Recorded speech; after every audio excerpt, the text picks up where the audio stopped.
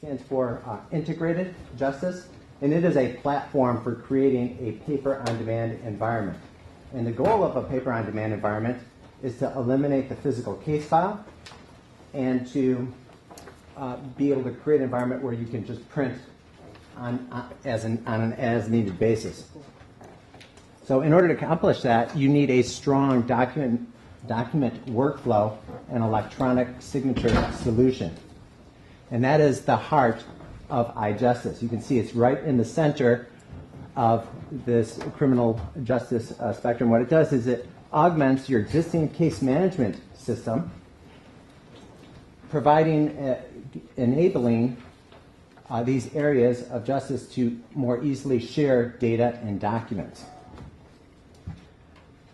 Over the past 10 years, ImageSoft has been working on implementing these workflow foundations for all these specific case type processes for all the courts, right through the clerk and the prosecutor's office. In the past 2 years, and during that time, we've noticed that most of this content coming into the court, clerk, and prosecutor's office is created electronically. And so what we've done in the past 2 years is we've developed a cloud solution. We've talked a lot about that today. That's called True Filing. And what this does is this enables and offloads all the document capture and indexing to the source filer and law enforcement agencies, creating a very efficient environment. Today's conversation is going to focus on e-prosecution, enabling a total end-to-end electronic prosecution solution. So that's iJustice. For Monroe County, their e-prosecution architecture looks like that. You can see the cloud. That's True Filing. We have a number of the high-volume type law enforcement agencies on the left-hand side running a very specific police RMS system. And that has tight integration with the e-prosecution solution. They interact with the prosecutor's office solely through their RMS system. They never have to leave their RMS system. They've got some extra buttons and screens to facilitate that communication. Other RMS agencies, such as the Michigan State Police, and then there's some other lower volume type agencies, such as like the Railroad Police, running different RMS systems. They'll actually go through the True Filing cloud application to interact with the prosecutor's office. Okay, so that's the basic architecture of it. To the prosecutor, they don't know the difference. All the communication is normalized. All the initial requests will come into the prosecutor's office as an e-form with support documents, and all the back and forth communication is done electronically. And Bill's going to share with you what it's like from the prosecutor's standpoint. Any questions about iJustice, what that is?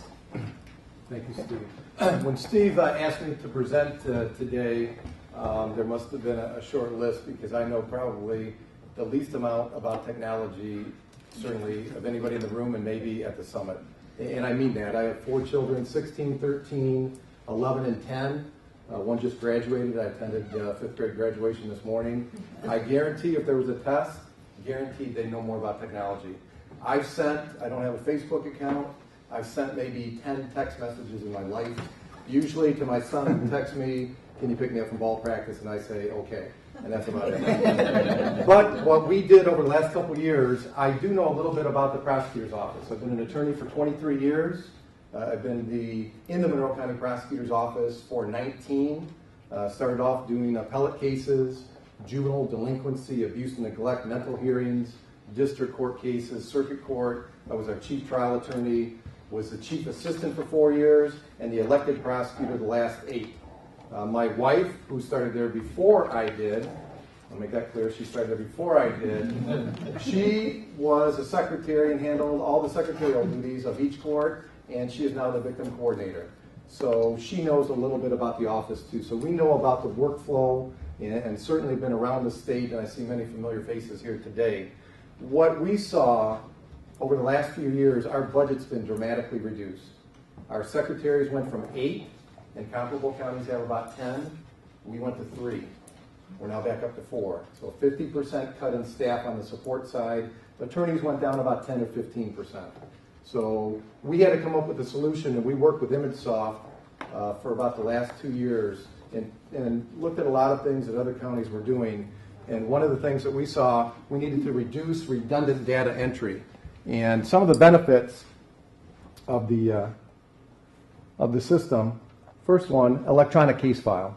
Certainly everybody understands when somebody calls, whether it be an APA or a victim witness, advocate, or director, that you want the file to put a note in. Certainly there's a benefit of having an electronic file because we'll show you in a minute, we'll have about a live demonstration for about 30 or 35 minutes. Easy to find the file, easy to put the note in, easy to see what that person on the other line of the telephone wants to know about the particular case. So that certainly was a benefit. Also with the electronic case file, it's easily built. We don't build a paper file anymore. We went live since November of last year with our sheriff's office, and they're our biggest law enforcement agency. In March of this year, we went live with about another 80%. We're ready to go live with MSP and a smaller agency, Mylan. So at the end of the month, we should have all our law enforcement agencies submitting electronically. But for the last 8 months, everything's been electronic, not one piece of paper from our Monroe County Sheriff's Office. Building the file, no more paper files, easily built by the system itself. And the documents many times are indexed automatically. So a police report will come into our system, we'll show you, comes in electronically, automatically indexed into the file. A document from ACT, Adult Case Tracking, when the support staff produces that, automatically indexed into the file. There's no printing and scanning of those documents. They're automatically indexed based on the document catalog that we have. One of the other benefits, obviously we talked a little bit about reducing data entry. Police report, a lot of information on there. In the old days, we get 2 copies, they'd walk it over, and our support staff warrant secretary would type in that information. Defendant name, address, date of birth, victim, witness, agency, incident number, all that data that goes into ACT now is automatically pushed because there's an integration, whatever that word means, there's an integration between the system of the RMS that they use, the police RMS, our office, and Lansing, Adult Case Tracking. I see, is it Vaughn in the back? Hi, Vaughn. Vaughn at ACT automatically pushed, no keyboard strokes by the secretary. Improves police communication. When we type a note in our file, it automatically goes back to the police RMS and they see that note instantaneously. When they type a note in, it comes back to us. In the old days, we had a carbon form. We'd make 2 copies. One copy would go in the file, the other copy would go in the stack. We've got 15 agencies that send a court officer over periodically, most every day. They pick that up. They go back to their office. They put it in a bin, and then they distribute it. Right now, you push a button, instantaneous communication. 2-way between our office and the agency and our office.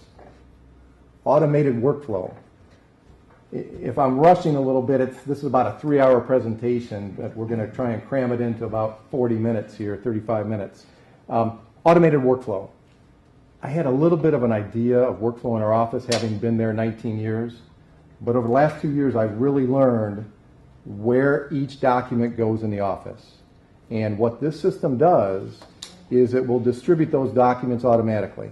So an appearance comes in, those have to be scanned. It's a paper document from the attorney. Scanned in, appears in a work queue where a secretary then is assigned to provide discovery to that particular attorney. A warrant request comes in. It comes into a work queue for that secretary to assign. Documents are routed to a particular individual in the office based on their duties. Cases as well.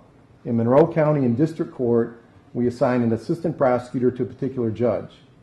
When those cases are assigned, they go automatically to that attorney. If a supplemental report comes in, it gets automatically routed to that attorney. When the docket is pulled, that docket gets automatically routed to that attorney, and we'll show docketing in a minute.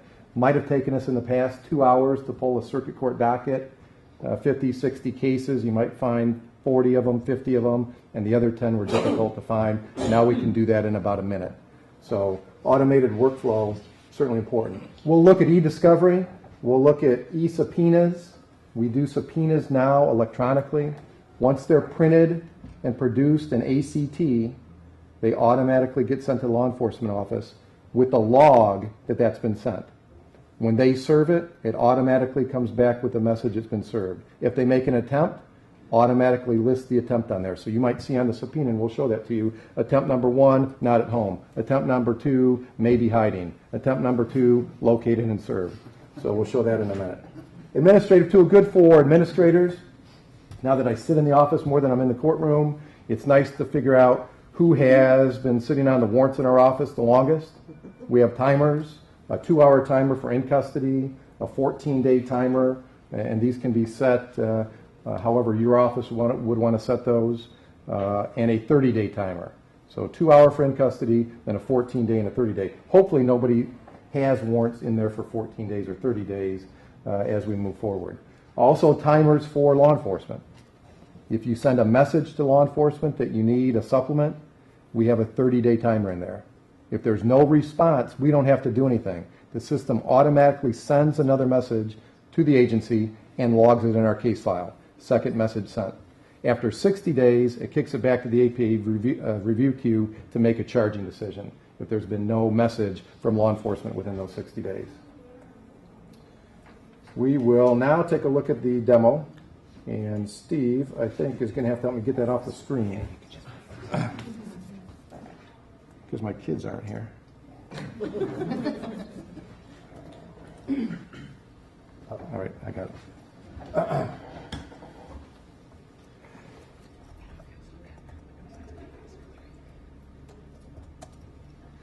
Okay, we're going to take a look now at what the system looks like. There are 5 windows essentially up here. There's a top left window, and that window, there are life cycles, or think of them as a process. And really the main 2 are inbox and the last one, warrant petition request. Warrant petition request is what we call day 1. What happens on day 1?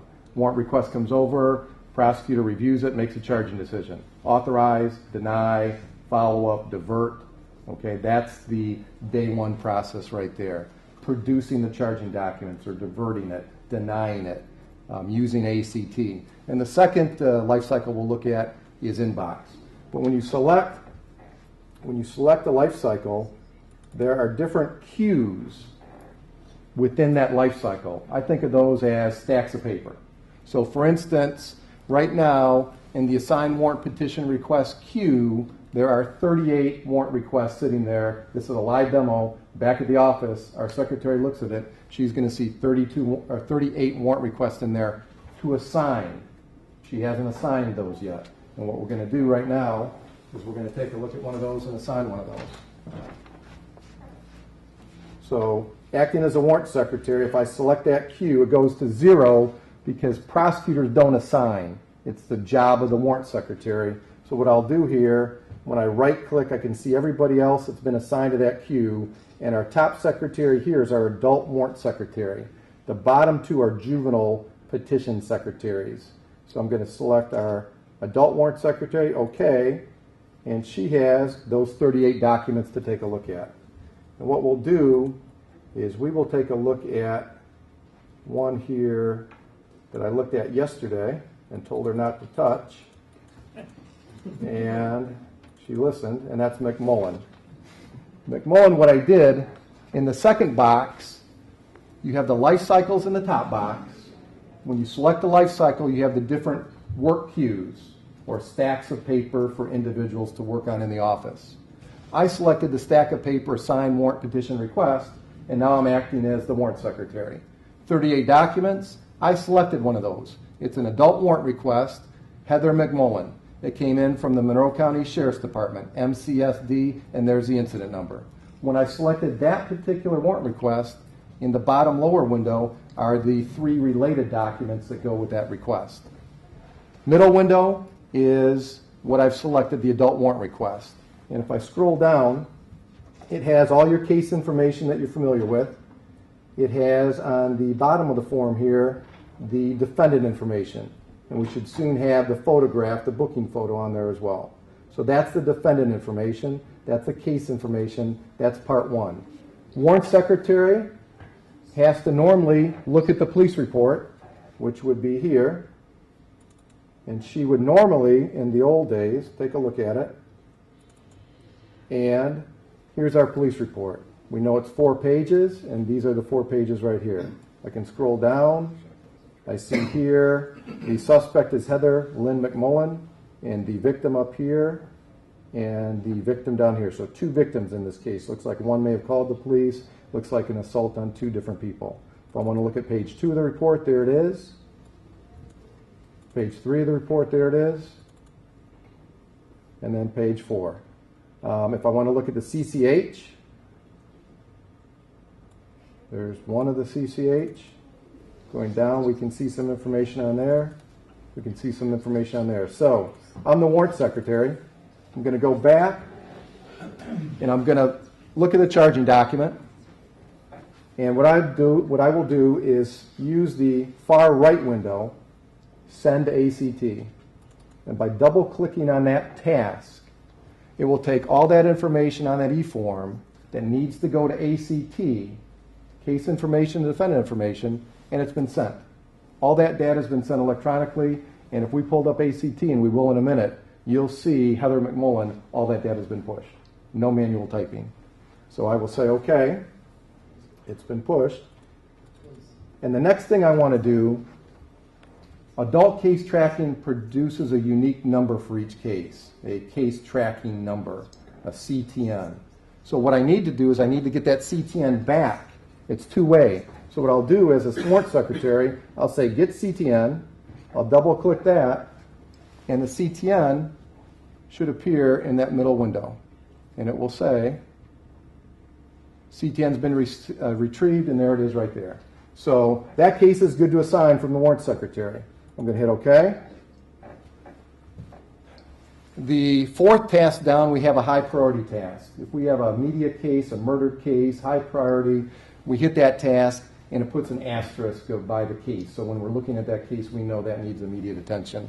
I'm going to assign an APA to this particular case right now. Again, I'm the warrant secretary. I double-click that task, and I'm moving that electronic file now from my desk, my work queue, and remember we have 38 up there. We're going to move it to, let's see, move it to myself at the bottom. These are the list of all our APAs in here. So I'm going to move it to myself. I'm going to save. And now you should see that 38 go down to 37, and my APA review queue below that come up to 5. So now the file's on my desk. She sent the data to ACT, retrieved the CTN, sent the file to me. And if I go to my APA review queue, and I have 5 warrant requests in there, the bottom one will be Heather McMullen. I select that, and now I can make a charging decision. I have different tasks now because I'm a different user in the system. I can authorize, deny, divert, further investigate, send an agency note. Let's try an agency note real quick here. I looked at one yesterday that's John Baylog. I'm going to select that. And this was a case from MCPO or MCPD, Monroe City Police. And it was a violation of bond they wanted. And there's no charge, violation of bond. Really what happened in this case, guy came over to a house. He'd been dating the woman. She had a PPO out against him, and she told him to leave, and he didn't leave. So the city attorney actually handled a trespass. We may be involved in the PPO, but we're not going to charge a crime out of that. So what I would do, and I'll do it right now, I'll select deny. And in the middle window will be a drop down. And I'm going to spread the screen out a little bit so we can see that. And what we do is we have some reasons in here to deny. And these are all the reasons that we've put in here, pre-canned reasons. And let me just see if there is one in here. Let's see. You guys can help me if you want, make a charging decision. Or maybe not, huh? How about if we select other, and we're going to put in, let's see, city,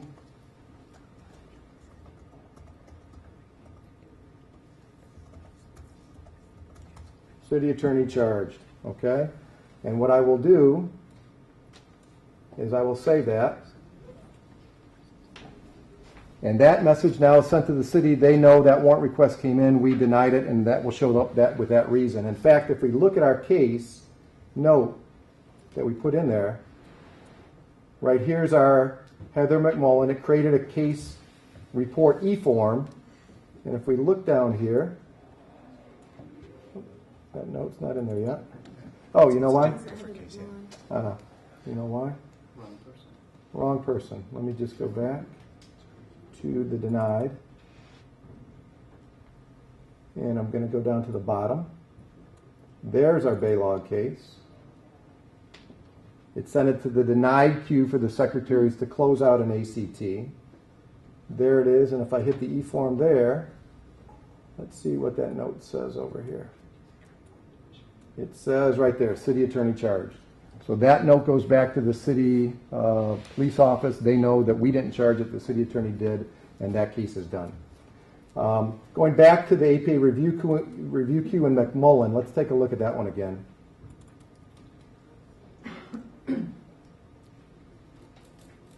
And here is McMullen. What you can do with the system, you can look at the police report, and if you wanted to, you can highlight certain key information. So if you want the incident date highlighted, you can highlight that. If you wanted to highlight the complainant name, key parts of the report, you could highlight as well when you go through there. You also can redact, and we'll show you redaction in a minute. What I will do is I will go to part 3 of the E-form here. Part 2 of the E-form has all the witness information on it. So from that police report, you have the officer that was automatically pushed here. You scroll down a little bit. There's one of our victims, and I think there were 2 victims if I recall. And there's our other victim with all his information. And these are witnesses from the police report as well. Witness 1, witness 2, witness 3. Nobody entered that information onto that form. That came over with the integration from the RMS. So when that warrant request came over, all that information's been gathered in the file. If I want to authorize the case, as a prosecutor, I would go to part 3. And we have the warrant manual that the prosecutors are familiar with electronically integrated into the system. So what I would do, if this is an assault and battery case, I would select assault and battery, the specific charge. There are different types of an assault. Here's assault. And is it a simple assault? It is.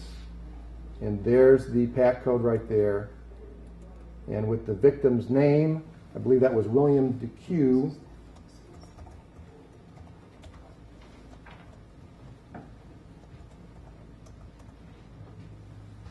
And we're going to charge 1 because I looked at this earlier, and that was really the only victim that I think is appropriate to charge in this case. So we're going to charge 1 defendant, 1 count of A and B. You see it's a victim's rights case here. That's important because this will then be sent to a victim's rights queue to send out a letter. The system knows which cases are victims' rights cases and which cases are not.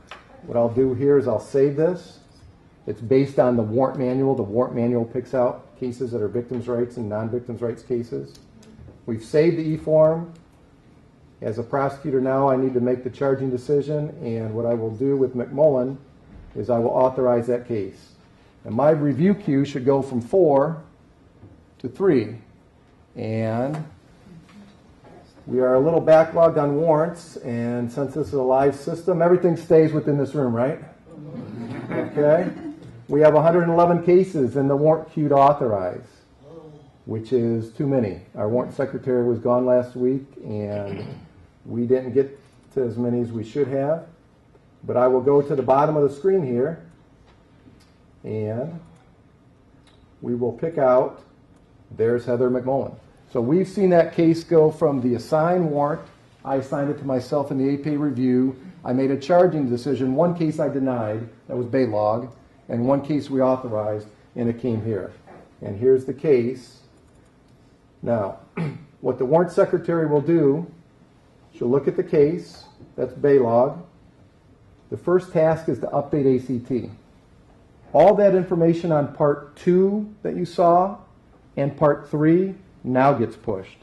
So in that first push is the case information, defendant information. Now we should have victims and witnesses pushed to ACT by selecting that task. No manual data entry. She does that. There was a lot of information in that case. It's being pushed right now, and it's been successful. So if we want to look at ACT, and we will do that, and I'm going to bring this down and bring ACT up, and the name, that was, let's see, Heather McMullen, right?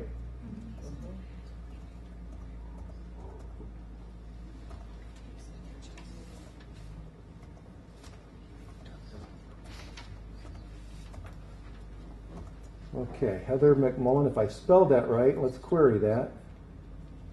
1 of 7, and this is the one right here, the request date 6/6, crime date 6/3. Let's go to all this defendant information, case information you can see is pushed in. That was that first push. Let's go to the witness tab. Let's go to charge tab. Witness tab, record 1 of 1. Victims. Oh. Hold on here. Defendant screen. Oh, you know what? The second push, it doesn't populate until I produce the charging document. That complaint, if I went into ACT, I've got to produce that charging document and hit the task. It will say charging document complete, and that will provide or push that other information. And I don't know if we're going to have time to do that right now. If we do at the end, we can come back to that one. Let me take a look at another case here in another queue. Further investigation. So we can come back to McMullen if we have time. Further investigation. These are cases where we send a note to the law enforcement agency. They need to have some follow-up. And the case file here, Alan will take the first one. This looks like I believe it's an assault and battery case. And here's the E-form. And here's the note from our prosecutor. The note was on 5/14 from Allison Arnold. And she wants a short supplemental report, interview the witness, 2 witnesses, not comfortable without a sober statement, gruesome injuries, lack of prior record. Let's take a look at the injuries here. These are photographs, and again, everything stays in this room. See what this photo is? Yeah, this looks like a pretty brutal assault. And what is good from a prosecutor's standpoint, photos, many times we don't have in the old days when we made a charging decision. They might have said in the police report, victim received treatment at the hospital. And that report comes over. We don't have that. And a push could be a push with no bruise, or a push could be a push into metal grated stove with, multiple stitches. We don't have that. A lot more information for the victim witness unit and the prosecutor when they make a decision. Let's take a quick look at another one. The next one here, Jason Augusta. This looks like a medical marijuana case from the Dundee, Village Dundee. They started in the system March, I believe. Take a look at a photograph here or two and see what these are. This must be an area where there looks like some marijuana plants there. Underneath a little bit of light. And so again, it provides a great deal of information that we didn't have before for charging decisions for a prosecutor. The next thing that I wanted to show you would be the authorized queue then. Let's go to the authorized queue. And let's see here. We looked at McMullen already. Okay, McMullen. Let me take a look at when a case is authorized, the prosecutor, we've got one in here. If McMullen was authorized, we went into ACT and we added all the information in ACT, which is the only thing we would add would be we would select the misdemeanor warrant and we would type in the one variable, the victim. then we would select print, and it would print it into the system. And what it looks like, if I select this complaint, here's one that we did, I think I did yesterday, a misdemeanor complaint, breaking and entering. So the prosecutor would review this, make sure the offense date, the venue was correct, make sure that we're charging the defendant, not the victim, and then we can sign electronically. And what we'll do is a signature will pop up, and that will come down. I'll review it, sign it right here, double click it, save it, and then that will go into the system, and that now is a signed complaint. Signed complaint goes to a particular queue, and we have an option of either sending the document electronically to law enforcement or printing it out. Many times in custody, if the officer's right there and the person's in jail and they need it right then, we'll print it out for them, they'll take it down to the magistrate. If not, if Dundee sent it in from 30 miles away and we just charge it in routine practice, then that's something that we have the option of sending back electronically. Redacting confidential information. There's a queue for secretaries. Again, 376 documents. That's what's bad with a live presentation here. We can go down to a document, and we can select a police report. And acting as a secretary, if I wanted to redact this, this is an OWI, so we really don't need to redact an OWI. Let's come up here for a minute. Here's a home invasion. Let's come down here to our police report. And there's the victim. We would come up to the top. We would select redact. We would activate it. And we would come down here, and here's our victim. And let's say we don't want any of this information, home, work number, then we would redact it. And by redacting it, then we select redacted image, we create it. And when we create a redacted image, what happens is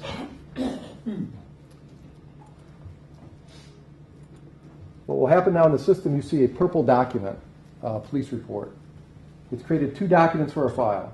One is the redacted version, which would be the police report, and the non-redacted version, which is in our file, the police report for the prosecutors to look at or staff to look at. And that's the document, the purple document, that we would send via discovery. And we can send that in a minute here. So we have somebody now working the redacted queue. It was actually up to about 450 a day ago, but we have somebody working that. Hopefully that's pretty quick. Hopefully that process, we should be able to get that down relatively quickly. Victims' rights initial packet. We looked at that Heather McLaughlin case. Because it was a victims' rights case, once it's authorized, it gets sent to the victims' rights queue. The victims' rights queue, for them to produce their initial packet and send it out to the victim. Once they do that, they complete it, and it goes out of that queue until that individual is arrested or an appearance is filed. We get a notice from the court or an appearance from an attorney. So the victims' rights unit works that queue. The print queue is here. We can print a complaint physically in the office, or we can send it electronically to law enforcement by hitting one of these tasks here. For discovery usually, obviously, is when somebody files an appearance in our office. When somebody files an appearance, that documents get scanned in, and it gets sent to the redact attorney entry discovery queue. And we're going to send discovery out here in just a minute. That's day 2. So let me, before I go on to day 2, just to wrap up on day 1, the warrant petition process for a prosecutor's office. That's what we just took a look at. We took a look at a couple of complaints that came in. One we sent over to be charged. One we denied. We looked at the victims' rights queues. We looked at the redaction queue. That complaint, if I was an ACT, I could produce that document, and maybe at the end we'll do that. But I don't want to run out of time here. So for day 1, any questions for the prosecutor's office life cycle? Yes. For the e-signature, does each APA have their own e-signatures, or do all your warrants get signed with your name? No, everybody has their own signature, and it includes a date and a time that was signed. And in fact, we go back here. We'll look at complaint that's been signed. These are ready to be printed. This is Weaver that we selected. We'll come down here and look at the complaint. And there's a complaint that's signed by Ann McCarthy on 5/16 at 1:41 and 26 seconds p.m. Also types her name out with her P number there, which is required when you sign a document as an attorney. You have to have your P number on there. So everybody has their own signature that's in the system. Is there security to prevent somebody else from signing Ann's name to a complaint? There is, and again, now you're asking a technical question about security. I know that I can sign for others that I can review, but that's one of the things that we looked at. So there is security in there. There's a question in the back. Yeah, on your warrant form for designating whether it's a victim's rights case. Yes. Is that a decision that the prosecutor is clicking a box, or is that coming over from the warrant manual, which tells you which are victim's rights cases? Good question. It initially comes over from the warrant manual, and this right here, let me see here. This is a larceny from a building. Let's see at the bottom here. We have victim's rights check. If it's a non-victim's rights case by law, but we want to make it a victim's rights case, then we have the right to check that, we have the ability to check that, and then from then on, it'll be a victim's rights case, which is important because here's what happens in the workflow. We get a notice from the court that says there's a pretrial set on July 1st. That notice is scanned in. Where does that go? If it's a victim's rights case, that goes to victim's rights unit. Why? Because they have to get out a letter notifying the victim that on July 1st, there's a pretrial. If it's a non-victim's rights case, it doesn't go to the victim's rights queue. So there's a lot of workflow in here, and it's difficult to really show you in a short period of time, but that's a good question. It automatically comes in from the warrant manual, but we have the ability to change that. Okay? 5 minutes? Jeez. Okay. We're not going to get to McMullen, I can see that. Inbox, let's do this. Let's do a discovery here real quick. We'll come down. Dockets are pulled. Essentially. Everybody's familiar with JIS? Okay, here's how we pull a docket. This is Judge Vitale's docket for June 11th. I would hit Alt-X. I go to the next screen, I'd page down. Let's see. Page down. I'd hit Alt-X. I'd page down. I'd hit Alt-X. File's been pulled. All the electronic files are now pulled. And they appear in a queue for the attorneys, which are right here. We have a Monday through Friday docket queue. And I know on Friday, this Friday, Joe Costello has 4 cases up that are electronic. We have paper files in circuit right now and electronic files. We're dueling that system for a short period of time. District court, we have no paper files. Circuit court, shortly we won't. But if I go to his documents and I look at Joe Costello, there are his cases. 2 circuit court arraignments and 2 pretrials. I'll select the first one, Thomas Grove, and let me come down to subpoenas for a minute just to show you that. When subpoenas are produced, automatically creates a status report. There was only 1 subpoena in this case for an event on 5/24, and it was Corporal Zimmerman. If I want to look at the status of that subpoena, then I go and click the status button, and then I select the subpoena. And it shows me the subpoena as well as the note here that it was self-served on May 23rd at 5:14. So in many cases you'll have 10 subpoenas. We might have 8 of them served. The 2 that are not served will have multiple notes on there as to the attempts that were made, when, who made the attempt, and what was the result. So we know automatically in every case. Yes? On that information from the police department on the service, do you know at what point that's getting entered into the system, whether it's from the officer in the car? Laptop. Their laptop in the car. Okay. They make an attempt, they come back, and they enter it right then in the laptop. So when we go to court on Tuesday and we have 10 trials on Wednesday, and the judge says, are all your subpoenas served? In the paper world, to be honest with you, I'd say, Judge, most of them are, but some of them probably aren't. Well, I don't want to bring in 50 people from the community if we're going to have to adjourn the case. Well, we'd have a couple hours to scramble around to call law enforcement, and everybody in the office would be worried about whether that one particular witness was served. Now we know real time in court. We're taking our laptops into court in district court and circuit court. All the attorneys are doing that. Real quick, let's do a discovery here. We're running out of time. Let me see here. Let me see. Let me pull up a case. Mark, you have a let me see, you have a P number right here. Let's see here. That's docket disposition here. That's okay, I can still do it. Let's see, we're going to go to the case report E-form. Mark, what the secretary would do if we're in our discovery queue, we're not right now, we're running out of time, but what the secretary would do when that appearance is filed, look at the appearance and type in the P number. So Mark, your P number, if I could. Can I grab your P number? Sure. 39836. 39836.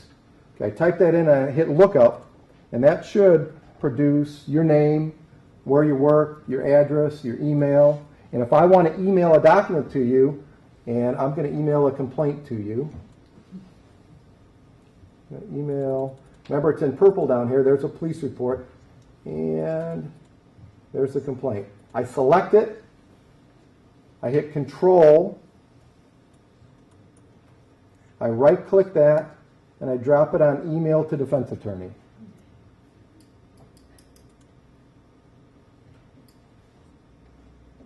Are you sure you want to send these documents to selected attorney Mark Bernardi? Yes, I do.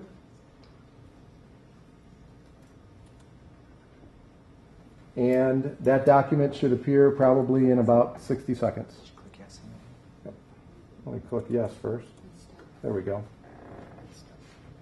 So discovery is really streamlined. In that queue, the secretary looks at the appearance and says, okay, there's the attorney, there's the P number. Types in the P number, hits lookup, produces the email, selects that document or documents, drags it on that little task, drops it, and that discovery is sent to you. There's also a record of it in our file that it was sent.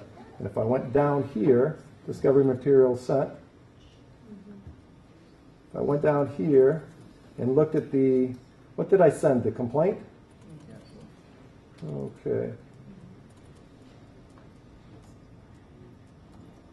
That's the complaint. Okay, discovery sent, and it was sent to Mark at the 1:45, which is the end of the session, isn't it? And you should be getting that. I had a script here. I got through 3/4 of it. I'm sorry. Yes. Would you like to tell them about how they can find out more information? I sure would. PA Lunch and Learn? Sure would. That's a great question. On the table. Sure. Cards on the table. July 19th down at the Monroe County Emergency Management Building, a new building. It has probably seats for 50 people, monitors for everybody, brand new, just a couple years old. We have a lunch and learn for a couple hours down there. We're inviting anybody that wants to come down. There will be lunch provided, I assume, by ImageSoft. I'll be there. Mark, got it? Got it? Okay. And it should have a certification on it, and then it should show the document after that. But if you'd like to come down, I'd love to have everybody down. This is really about a 2.5-hour demo. We didn't get through a lot of the keys today. Any other questions, though, or not? What reporting software do your police agency use, and are they all the same? Good question. 2 ways to get into our system or any system. One is through an integration, and they use QuickForms. It's there's Clemis out there. There's a number of different report management or record management systems.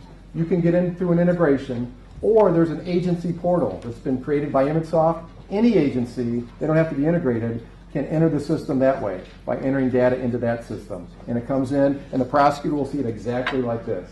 So 2 ways to get in the system. And I think Steve talked about that earlier on in the presentation. Guys, sorry about that, but that's all the time.